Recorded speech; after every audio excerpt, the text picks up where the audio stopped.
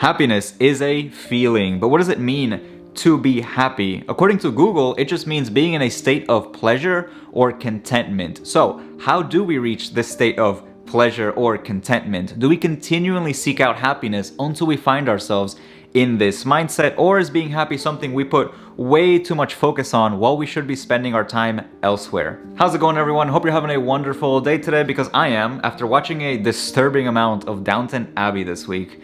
My name is Frank, and on this channel we talk about different ways in which we can optimize our lives for productivity, financial independence, and happiness. A while ago, I saw this great Netflix comedy special called Jigsaw by Daniel Sloss, and Daniel has some very unique ideas when it comes to finding happiness in your everyday life. So even though I am by no means a mental health expert and have yet to reach enlightenment, I thought I would share a few of my ideas based on his viewpoint on how we can optimize for happiness in our everyday life. So let's get started. To start things off, I just want you to ask yourself, have you ever had the thought, I just want to be happy? And I think most of us have had this thought at some point in our lives.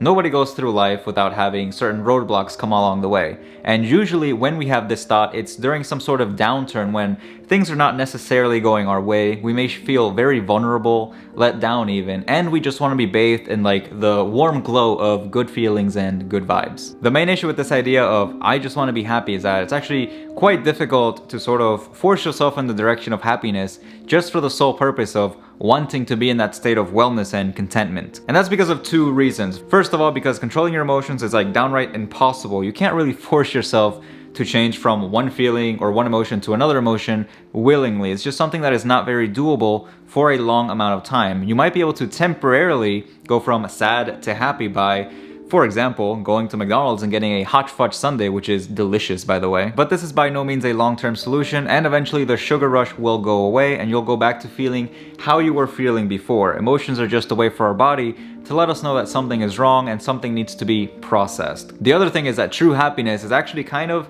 a vague idea. I don't think a lot of us have a very good and deep understanding of what our ideal world would actually look like for us. But I think Daniel Sloss's analogy is like game-changingly brilliant. So let me share it with you. Imagine that when you're born, you are given a jigsaw puzzle. This jigsaw puzzle represents your life, and in the middle of the jigsaw puzzle, there is happiness. Now, normally when you have a jigsaw puzzle, you have some sort of a reference picture to go off of, which makes solving the puzzle pretty easy and convenient. The issue with this jigsaw puzzle of life is that we don't actually have a reference picture. We don't know what the puzzle is supposed to look like. So we go throughout life trying to put this puzzle together in different ways and trying to see what the end image looks like. Considering that happiness is at like the middle of this jigsaw puzzle and you have absolutely no idea what the jigsaw puzzle is supposed to look like, then it only makes sense that pursuing happiness is a terrible waste of time, because how can you know what the middle looks like? The only way to find out what the middle of the puzzle looks like, to find out what happiness to you looks like, is by first starting off on the four corners of the puzzle and working your way inwards. The first corner that we can focus on to sort of making our way inside towards that middle ground of happiness is the family corner. Family is an interesting thing because it's like not people that you chose to be in your life with you, more of like the hand you were dealt, and you're stuck with these people for the rest of your life under this giant label of family. I also think that family is like the bedrock of our support system because they've literally been there since you were born all the way up to how you were developed into an adult. And I think there's a lot of intimacy involved in that isn't really seen anywhere else. And I think that if you have good, strong familial bonds, that really helps because, like I said, family is the greatest support system that you will ever have, but also because you get a very intimate view of different people at like different stages of their life. So you can get a lot of wisdom from your grandparents or your parents, and you can take that wisdom with you and sort of carve your own path out throughout life. And all of that helps us build out that little family corner of our puzzle, which helps us move towards the middle, towards happiness, like we said. The next corner of the jigsaw is friends. And this is completely different from the family corner because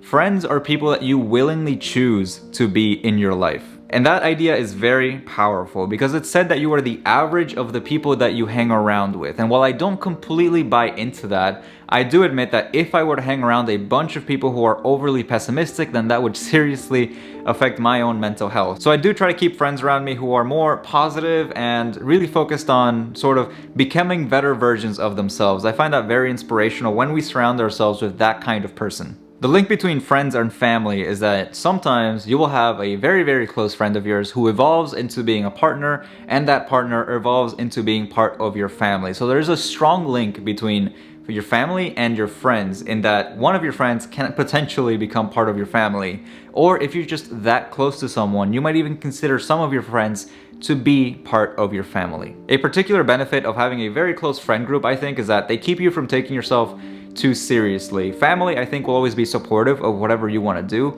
but friends sort of have a hall pass to tell you when you're being dumb. And this all helps us become better, more well-rounded individuals, and this helps us move towards that middle of the puzzle where we want to be. Next up is the job corner, and for this one, while I think that professional achievement, so for example, seeing how high up the ladder you can go, and monetary reward to see how much money you can make, so the more money the better, is very, very important for this corner, I also think that there's an aspect of meaningfulness that has to be considered. Personally, I'm just starting out my career life, so I'm not really very well developed in this area, but I do think that I want my forever job to be something that brings value to other people, something that even though I might become very exhausted in a workday, I can come home and at least find meaning in what I did that day. I don't think I would really like having a very high salary job that brings little meaning to my life, and at the same time, I wouldn't want a very low salary job that brings a lot of meaning to my life.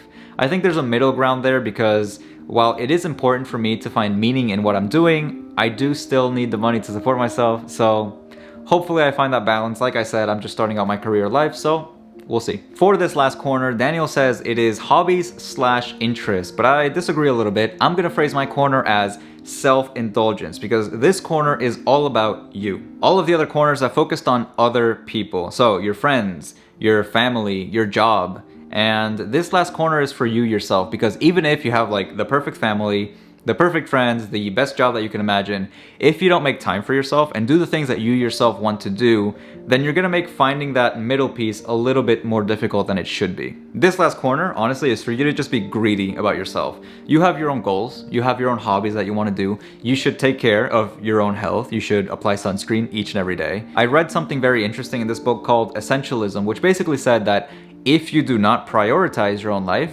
someone else will. So by that same logic, if you do not set aside specifically time for yourself, you're gonna spend all of your life doing things for other people, and you're gonna miss out on a huge corner of this four-pillared jigsaw puzzle of happiness that we've been talking about for the last few minutes. This is by no means some sort of fast and easy way to reach this middle ground where we can find enlightenment, happiness, and wellness. This is something that you will have to continually work with throughout your life. The main idea here is that happiness is not something we can just actively seek out. Happiness is actually just a byproduct of different things that we can work on in our lives. So instead of spending time trying to seek out this feeling of wellness and contentment, we can actually just work on the different pillars in our lives: family, friends, our job, and our self-indulgence, so that we can better understand what this middle of our own personal puzzle is supposed to look like. If you like this general theme of wellness, I do recommend checking out my video on positive lessons that we can take away from the lockdowns. Other than that, guys, if you would hit that like button and subscribe, I would very much appreciate it. I hope you have a wonderful rest of the day, and I will see you next time. Goodbye.